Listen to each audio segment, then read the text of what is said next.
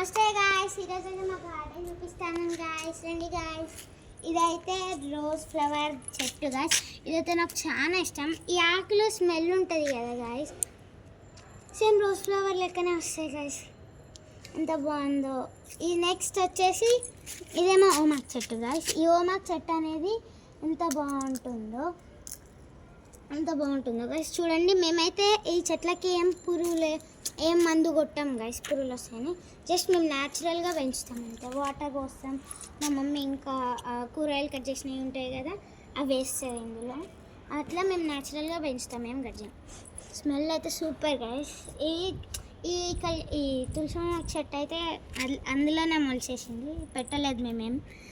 Next ఇదైతే మా mummy అయితే డైలీ మార్నింగ్ లేచి తింటుంది. ఇది ఏంటిదంటే కిడ్నీస్కి మంచిదంట. ఇలా కిడ్నీస్కి మంచిదంట. రోజు మార్నింగ్ ఒకటి తీసుకొని తింటే చాలా మంచిదంట ఇది. సో మా మమ్మీ డైలీ తింటుంది. మా మమ్మనే కాదు, మా పైన ఓనర్స్ కూడా తింటారు. నెక్స్ట్ వచ్చేసి ఇందులో తింటాం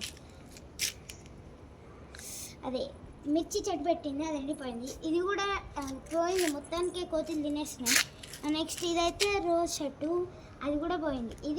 ఇదేమో ఎర్ర మందార చెట్టు గాయస్. నాకు చాలా ఇష్టం ఇది ఎర్ర మందార చెట్టు.